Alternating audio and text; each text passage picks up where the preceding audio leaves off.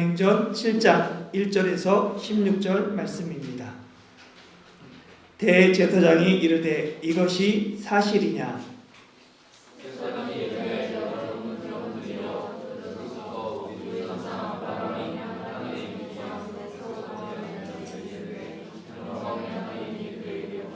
이르시되 내 고향과 친척을 떠나 내가 내게 보일 땅으로 가라 하시니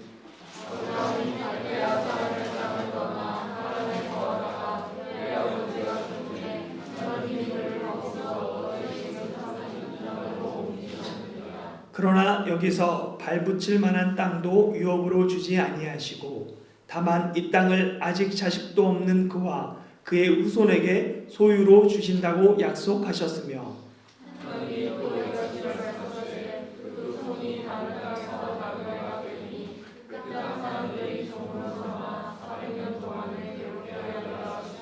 또 이르시되 종 삼은 나라를 내가 심판하리니 그 후에 그들이 나와서 이곳에서 나를 섬기리라 하시고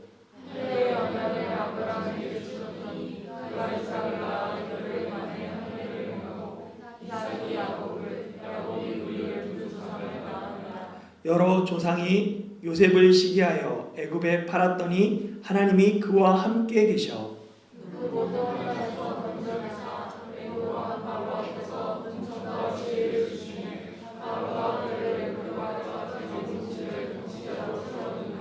그때 애굽과 가나안 온 땅에 흉년이 들어 큰 환란이 있을세 우리 조상들이 양식이 없는지라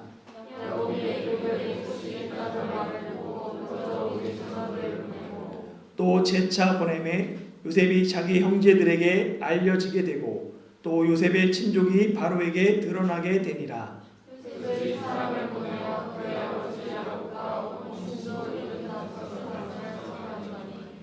야곱이 애굽으로 내려가 자기와 우리 조상들이 거기서 죽고 세겜으로 옮겨서 아브라함이 세겜 하몰의 자손에게서 은으로 값주고 산 무덤에 장사되니라. 아멘. 사도행전 7장은 스데반이 공회 앞에서 자신을 변론하는 내용입니다. 이것을 일반적으로 스데반의 설교라고 부릅니다. 스데반의 설교는 사도행전에 나와 있는 여러 설교 중에 가장 내용이 깁니다.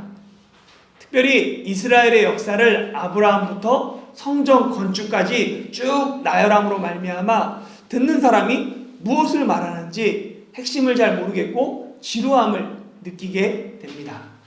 그러나 이 사도행전의 흐름 속에서 스데반의 설교를 들으면 스데반이 전하고자 했던 핵심을 알게 돼요.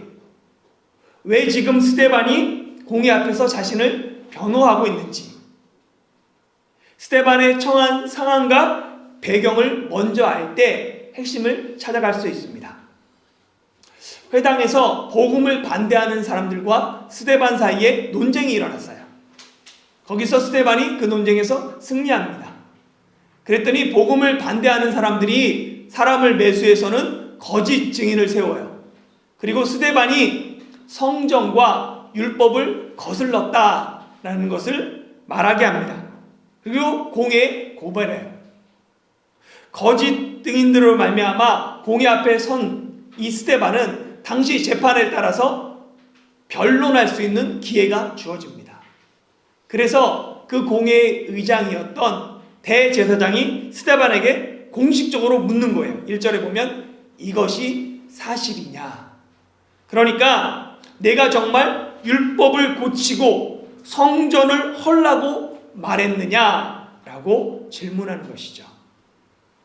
유대인의 정통적인 학습법인 하브루타는 상대방과의 대화를 통해서 질문하고 대답하는 방식으로 이루어져 있습니다. 그래서 서로 대화를 하다 보니까 또 질문하다 보니까 자기 나름대로 생각을 하게 되고 자기 주도적으로 학습을 하게 돼요. 그로 말미암아 사고력이 늘어나고 창의력이 늘어난다라고 합니다. 일반적으로 대부분의 교육은 뭐예요? 교사가 일방적으로 가르칩니다. 이런 교수법은 교육의 질이 떨어진다고 알려져 있죠. 그런데 사실 설교도 일방적입니다. 목사가 일방적으로 설교하고 끝날 때가 대부분이에요. 그렇다 보니까 말씀을 들었는데 무엇인가 들은 것 같은데 예배당을 떠날 때 되면 기억에 남는 게 없어요. 그냥 우스갯소리가 기억 남거나 예화가 기억 남습니다. 그런데 저는 예화도 우스갯소리도 잘 사용하지 않아요. 그러다 보니까 더 기억에 남는 게 없는 것 같아요. 일방적으로 선포하는 것, 그것을 자신의 것으로 소화하기 위해서는 복습이 필요해요. 되새김이 필요합니다. 이를 위해서 교육에서는 암기도 시키고 시험도 보고 계속해서 반복시키는 거예요. 주어진 짧은 시간에 자신의 것으로 만드는 효과적인 방법이 뭐냐면 질문하는 거예요. 생각하는 겁니다. 이를 위해 이번 주부터 주보에 다음 주 본문이 나가요. 그러면 그 본문을 읽어보면서 뭐예요? 질문을 생각해 보는 거예요. 왜 그럴까? 물론 내가 생각한 질문이 설교 시간에 설교를 통해서 해답을 얻지 못할 수 있습니다. 그러나 이런 질문을 하다 보면 어느 순간에 성경을 보는 눈이 열려요. 그리고 성장하게 됩니다. 성숙한 그리스도인은 생각과 질문을 통해 성장해요. 교회를 아무리 오래 다녀도 생각하지 않고 질문하지 않고 고민하지 않으면 성장하지 않습니다. 그리고 이 질문한 것에 해답을 얻은 사람만이 다른 사람을 가르칠 수 있어요. 다른 사람이 물어봤을 때 대답할 수 없는 것은 나의 것이 아닙니다. 내가 그 질문에, 그 사람의 물음에 내가 나의 언어로 말하는 것만이 나의 것이 돼요. 대제사장의 질문에 스데반의 답변이 2절부터 53절까지입니다. 여러분이 스데반의 입장이라면 무엇을 변호하겠습니까? 당연히 이 고소된 내용이 잘못됐다, 이것을 변호해야 되겠죠. 그래서 내가 성경과 율법을 거스른 것이 아니다, 그것을 밝히는데 이 스데반의 변론, 이 설교의 목적이 있습니다. 이 목적을, 이 배경을 잊지 말고 이 본문을 봐야 돼요. 스데반의 설교를 살펴보면 이스라엘 역사를 세 부분으로 나눕니다. 그래서 보면 첫 번째는 족장시대 2절부터 16절, 아브라함으로부터 시작해서 요새까지 족장시대를 나눠요. 그리고 두 번째는 모세시대 17절부터 44절까지인데 여기에 보면 출애굽한 과정, 그리고 광야 생활, 마지막에 성막을 지으면서 마치게 됩니다. 세 번째는 가나안 정복과 성전 건축, 그래서 다윗과 솔로몬을 통해서 성전이 어떻게 건축됐는지 거기까지 이야기를 합니다. 그러니까 이 스데반은 이스라엘의 역사를 이걸 세 부분으로 나눠서 설명하고 마지막 결론을 51절부터인데 51절 한번 읽어볼까요? 시작. 목이 곧고 마음과 귀에 할례를 받지 못한 사람들아, 너희도 너희 조상과 같이 항상 성령을 거스르는도다. 그러니까 스데반은 이스라엘의 역사를 뭐라고 얘기하냐면 성령을 거스른 역사라고 얘기를 하는 거예요. 구약의 그 많은 이야기들이 너희가 예전 조상 때부터 지금까지 항상 목이 곧고 마음과 귀에 할례를 받지 못함으로 말미암아 성령을 거스렀다. 이것이 구약 역사의 결론이다라고 얘기하고 있습니다. 거짓 증인들은 스데반을 어떻게 고소했냐면 당신이 율법과 성전을 거슬렀다라고 말해요. 그런데 스데반은 뭐라고 하냐면 내가 거스른 것이 아니라 오히려 너희가 그리고 너희의 조상들이 항상 성령을 거슬렀다라고 말합니다. 그래서 그 이스라엘 역사를 길게 얘기하는 거예요. 그러나 스데반의 설교는 직설적으로 얘기하지 않아요. 직접적으로 너희가 이렇게 성령을 거스렸다라고 말하지 않습니다. 오히려 스데반은 공의 앞에서 여러분 부형들이여, 그러니까 아버지 형님들이여, 높이고 자신을 낮추고 상대는 높이면서 존중합니다. 그러면서 우리 조상 아브라함부터 이야기를 시작해요. 우리 조상 아브라함에 내가 포함되죠. 그러니까 여러분만의 조상일 뿐만 아니라 나도 아브라함의 후손입니다 라고 이야기를 합니다. 그러면서 이야기를 쭉 하는데 아브라함의 후손이 잘못됐다는 게 아니에요. 그러나 왜 하나님께서 아브라함을 부르시고 우리 후손을 불러야 되는지 바르게 알아야 된다라면서 이야기를 하는 것입니다. 이 이야기를 듣는 그 당시 그 공회원과 사람들은 이스라엘 역사를 잘 알고 있었어요. 그러니까 스데반이 직접적으로 말하진 않지만 전하고자 하는 말의 의도, 뉘앙스를 그들은 이해할 수 있었습니다. 그래서 보면 이 족장 시대를 통해서는 뭘 강조하냐면 하나님께서 아브라함과 맺은 언약에 대해서 얘기를 해요. 약속, 언약에 대해서 얘기하고 모세 시대, 모세가 받은 게 뭐예요? 율법이죠. 그러니까 율법에 대해서 얘기를 합니다. 그리고 이 성전 건축을 통해서는 성전에 대해서 얘기를 해요. 그러니까 너희와 너희 조상들이 어떻게 언약을 거슬렸는지, 어떻게 율법을 거슬렸는지, 어떻게 성전을 거슬렸는지를 얘기하는 거예요. 이 언약, 율법, 성전은 이스라엘의 자랑입니다. 그런데 이스라엘은 하나님의 언약도, 하나님의 율법도, 하나님의 성전도 바르게 지키지 못하고 거슬렀어요. 그래서 하나님께서 율법과 언약과 성전을 완성시키기 위해 하나님의 아들 예수님을 보내주신 거예요. 예수님이 오셔서 한 게 뭐냐면 언약을 완성시키고 율법을 완전시키고 성전을 완성시키셨습니다.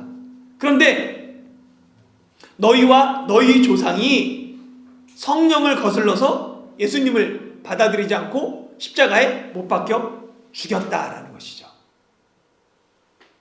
당연히 이런 스데반의 주장을 공회와 유대인들은 받아들일 수가 없어요. 자신들이 자랑했던, 자신들의 삶에 정말로 중요했던 그 원칙들과 그 진리들이 예수님으로 말미암아 완성됐다는 걸 받아들일 수 없으니까 결국은 돌을 들어 스데반을 죽이게 됩니다. 오늘 본문은 스데반의 설교 중에서 첫 번째 단락에 해당해요. 그래서 2절부터 16절, 여기에 핵심이 언약, 약속이죠. 한번 사도행전 7장 5절 읽어볼까요? 시작. 그러나 여기서 발붙일 만한 땅도 유업으로 주지 아니하시고 다만 이 땅을 아직 자식도 없는 그와 그의 후손에게 소유로 주신다고 약속하셨으며, 하나님께서 아브라함과 약속하신 거예요. 여기에 보면 약속하신 언약은 두 가지로 나타납니다. 뭐예요? 하나는 땅에 대한 약속, 하나는 후손에 대한, 자손에 대한 약속이에요. 먼저 땅에 대한 약속을 살펴보면 2절부터 쭉 보면 지도를 볼까요? 아브라함이 여기 그러니까 메소포타미아에 있을 때, 갈대아인의 우르에 있을 때부터 하나님께서 아브라함을 부르시죠. 그래가지고 내 고향과 친척을 떠나 내가 보일 땅으로 가라 라고 말씀하세요. 그래서 쭉 이동해서 어디로 가냐면 여기 하란이라는 곳에 머무르게 됩니다. 하란에 왔을 때 여기 살다가 아버지 데라가 죽고 나서 또 너희가 지금 사는 땅, 그렇게 가나안 땅, 약속의 땅, 가나안에, 팔레스타인에 들어와 살게 돼요. 그렇지만 가뭄이 왔을 때 애굽 땅에 내려왔다가 다시 돌아와서 요 근처 살다가 끝나요, 아브라함의 인생이. 그런데 하나님 뭐라고 하냐면 아브라함에게 약속한 땅에 도착했지만 발붙일 만한 땅도 얻지 못하고 다른 땅에 나그네가 되어서 400년 동안 살 것이다. 그래서 이집트 가서 400년 동안 살고 노예로 살다가 그 후에 종살이여서 해방되어서 여기 와서 나를 섬길 것이다 라고 말씀하고 계세요. 하나님께서 아브라함과 맺으신 이 땅의 언약은 단순히 아브라함이 가나안 땅에 들어가서, 약속의 땅에 들어가서 거기서 일생을 마치고 무덤이 거기서, 여기 보면 세겜 땅에 있거든요. 거기서 무덤이 장사되고 죽음으로 말미암아 성취되었다라고 생각할 수도 있어요. 아니면 이스라엘 자손이 400년 동안 이집트에 살다가 나와서 가나안 땅에 들어가서 삶으로 성취되었다라고 생각할 수도 있죠. 아니면 현재 팔레스타인 지역이 이스라엘이라는 국가가 있잖아요. 그러니까 2000년이 지나서 국가로 존재함으로 말미암아 하나님의 약속이 성취되었다라고 생각할 수도 있습니다. 그러나 하나님께서 약속하신 땅은 눈에 보이는 땅이 아니에요. 눈에 보이지 않는 하나님의 나라입니다. 우리는 자꾸 이 눈에 보이는 그 땅에 초점을 둬요. 그러나 우리의 초점은 눈에 보이지 않는 영원한 하나님 나라에 초점을 둬야 합니다. 이를 훈련시키기 위해서 하나님께서는 아브라함에게 땅의 약속을 했음에도 불구하고 계속해서 땅을 옮기는 거예요. 정착하지 못하고 계속해서 옮기게 하십니다.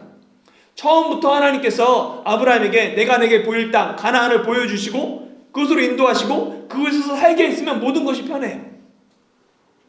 그러나 하나님께서는 이 평안하게 인도하지 않으셨습니다. 약속의 땅, 눈에 보이는 땅이 아니라 영원한 하나님 나라다라는 것을 알려주기 위해서 계속해서 땅을 옮기고 발을 붙이지 못하게 하시는 것이죠. 이는 이스라엘에게도 그대로 적용됩니다. 처음부터 그냥 이스라엘의 나라에서 영원한 나라로 삼아졌으면 되는데 그렇게 안 하고 계속해서 식민지가 되고 망하게 하고 흩고 다시 모으고 그 일들을 계속 반복하시죠. 히브리서 11장 9절 10절 한번 읽어볼까요? 시작. 믿음으로 그가 이방인의 땅에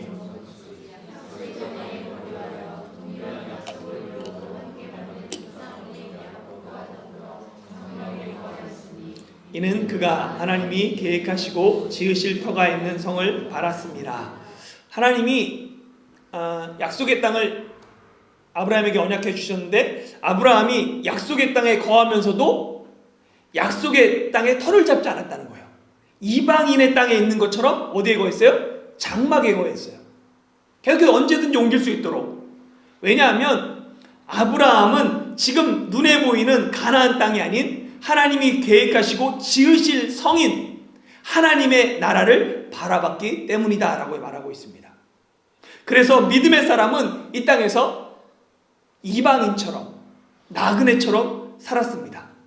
그들에게는 하늘의 본향이 있었기 때문입니다. 히브리서 11장 13절 16절 읽어볼까요? 시작. 이 사람들은 다 믿음을 따라 죽었으며 약속을 받지 못하였으되 그것들을 멀리서 보고 환영하며 또 땅에서는 외국인과 나그네임을 증언하였으니 그들이 이제는 더 나은 본향을 사모하니 곧 하늘에 있는 것이라. 이러므로 하나님이 그들의 하나님이라 일컬음을 받으심을 부끄러워하지 아니하시고 그들을 위하여 한 성을 예비하셨느니라.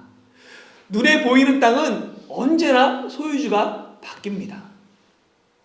이 교회 주변에도 20년 전에는 농가 밭이었다고 그러죠. 그래서 여러 사람들이 얘기해요. 그때 샀어야 되는데 지금은 너무 늦었다고 아쉬워합니다. 그러나 아쉬워할 필요가 없어요. 왜냐하면 아무리 좋은 땅도 100년 후에는 자신의 것이 아닙니다.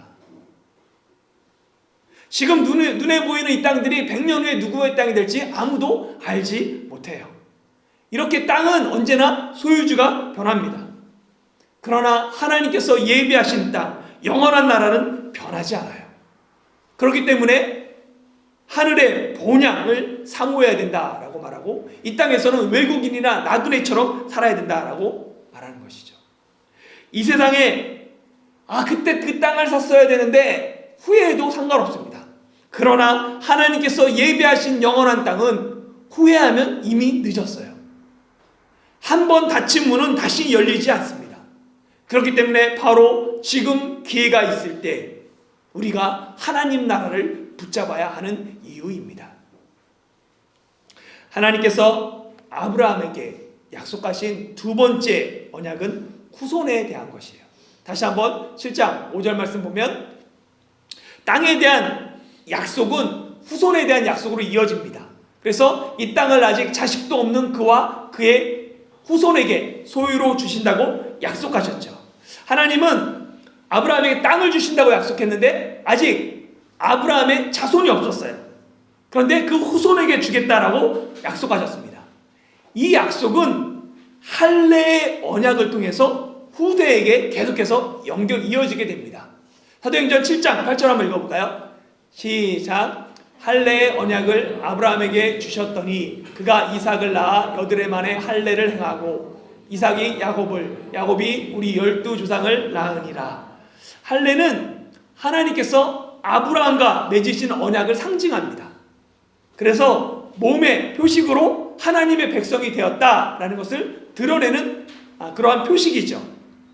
하나님은 할례를 행함으로 아브라함과 아브라함의 후손들이 이방인과 구별된 선택받은 민족, 그리고 이방인과 섞이지 않는 거룩한 하나님의 백성이 되기를 원하셨어요. 이를 위해 할례의 언약을 세우신 거예요. 이걸 통해 내가 너를 구별했다.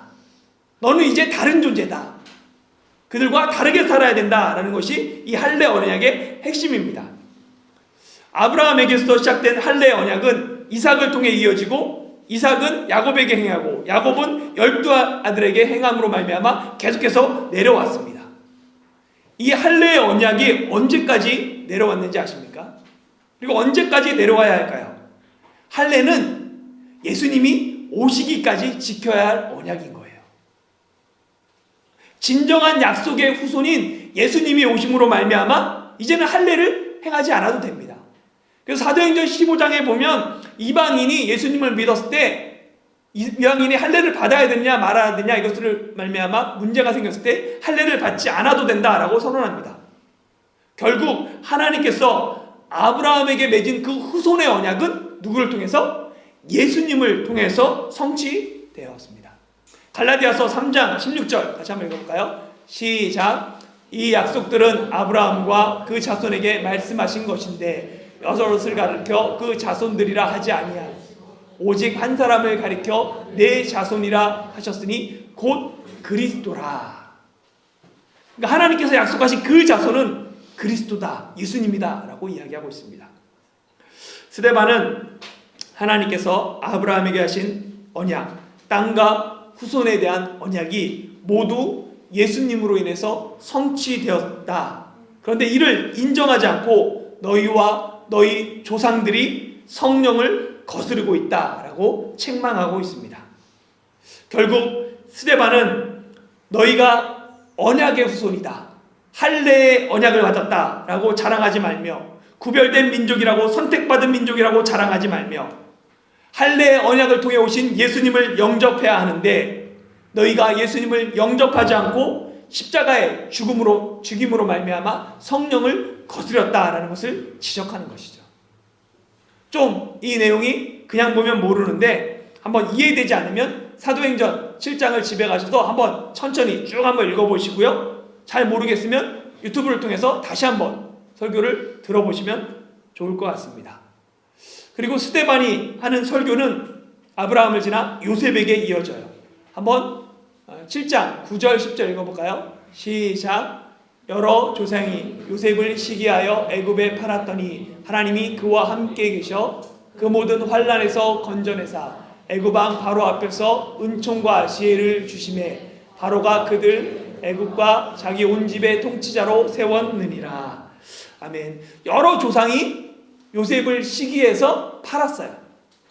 마치 공회가 유대인들이 예수님을 시기해서 예수님에게 악을 행한 것과 같습니다. 유대인들은 하나님께 의롭다라고 인정받는 방법이 율법을 지키면 된다고 생각했어요. 성전에서 제사 지내면 우리를 거룩하게 한다라고 생각했습니다.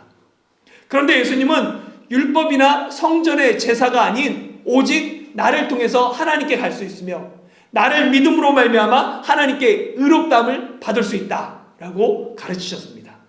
이에 종교 지도자들은 예수님을 신성 모독으로 십자가에 못 박아 죽이게 되죠. 그러나 예수님이 죽음으로 끝난 것이 아니에요. 너희 조상이 요셉을 시기에 팔았지만 하나님이 요셉과 함께 계셔서 그 모든 환난에서 건지시고 마지막에는 통치자로 세웠다. 마찬가지로 예수님께서 십자가에 돌아가셨지만 하나님께서 예수님과 함께 하심으로 말미암아 통치자 온 인류의 구원의 주님이 되셨다라는 것을 스데반은 은유적으로 얘기하고 있는 거예요. 사랑하는 성도 여러분, 요셉 이야기하면 많은 사람들이 꿈꾸는 자를 먼저 생각합니다. 요셉처럼 꿈이 있어야 하나님께 쓰임받는다, 그런 가르침을 들어봤을 것입니다. 그러나 정말 성경이 요셉을 통해 전하고자 하는 것은 비전이 있어야 된다, 꿈이 있어야 된다, 꿈을 꿔야 된다, 그것이 아니에요. 오직 예수님을 통해서만 구원받을 수 있다. 우리는 요셉이 되고자 해요. 그런 설교를 들으면서 막 요셉을 꿈꿉니다. 그러나 사실 우리는 요셉이 아니라 요셉을 시기하며 팔아버렸던 형들과 같은 존재예요. 우리는 구원의 주님을처럼 구원자를 꿈꾸지만 사실 우리는 예수님을 십자가에 못 박으라고 소리쳤던 유대인들과 같은 존재입니다. 이런 우리를 하나님이 구원해 주셨어요. 정말로 죽을 수밖에 없는 죄인, 회개할 수밖에 없는 이 죄인을 하나님께서 자녀로 삼아 주셨습니다. 그것이 하나님의 은혜입니다. 하나님의 은혜 때문에 우리가 지금 이 자리에 나와 있는 것입니다. 여호수아 24장에 보면 아브라함의 아버지였던 데라는 강 건너 메소포타미아에서 우상을 섬기던 사람이다 라고 얘기를 해요. 메소포타미아에서 아버지를 따라 아브라함도 우상을 섬겼던 사람이에요. 아마 하나님께서 그에게 먼저 불러주시고 보여주시고 그를 부르지 않았다면 아브라함의 인생은 그냥 우상을 섬기다가 끝난 인생이었어요. 그런데 하나님께서 그를 부르셨습니다. 하나님께서 아브라함에게 말씀하시고 아브라함에게 언약을 맺어주셨어요. 그래서 아브라함에게 나타났던 그 하나님을 스데반은 2절에서 무슨 하나님이라면 영광의 하나님이 부르셨다라고 얘기해요. 하나님은 어떤 상황에서도 영광을 받으실 하나님입니다. 요셉은 형들에게 시기를 받아 애굽에 팔려갔어요. 많은 환난을 당했죠. 그러나 하나님께서 함께 하심으로 말미암아 그 모든 환난을 변화시켜서 애굽과 자기 온 집의 통치자가 되게 하셨습니다. 요셉이 통치자가 되기까지 언제나 하나님이 요셉과 함께 계셨어요. 하나님이 요셉과 함께 계심으로 말미암아 요셉은 모든 환난에서 승리할 수 있었습니다. 하나님이 요셉과 함께 계심으로 말미암아 요셉은 마침내 통치자가 되었죠. 모든 상황 가운데서라도 하나님이 함께 계시는 것, 그것이 은혜입니다. 그리고 그리스도인의 가장 강력한 힘이죠. 여러분에게 하나님은 어떤 하나님이십니까? 나의 상황과 상관없이 하나님은 영광과 찬송을 받으시기에 합당하신 영광의 하나님이십니까? 모든 환난에서도 나와 함께 하시는 은혜의 하나님이십니까? 절망적인 상황에서도 하나님의 은혜가 변함없이 나와 함께 한다는 사실을 스데반은 너무나 잘 알았습니다. 그것이 믿어졌어요. 그래서 스데반은 돌에 맞아 마지막 숨이 끊어지는 순간에서도 자신을 돌로 치는 사람들을 위해 기도할 수 있었습니다. 비록 고난이 있을지라도, 혹 내가 돌에 맞아 죽임을 당할지라도 하나님은 영광을 받으시기에 합당한 하나님이시며 언제나 나와 함께 하시는 은혜의 하나님이심을 굳게 믿으며 한 주간도 주님과 함께 승리하는 저와 여러분이 되길 예수님의 이름으로 축원합니다.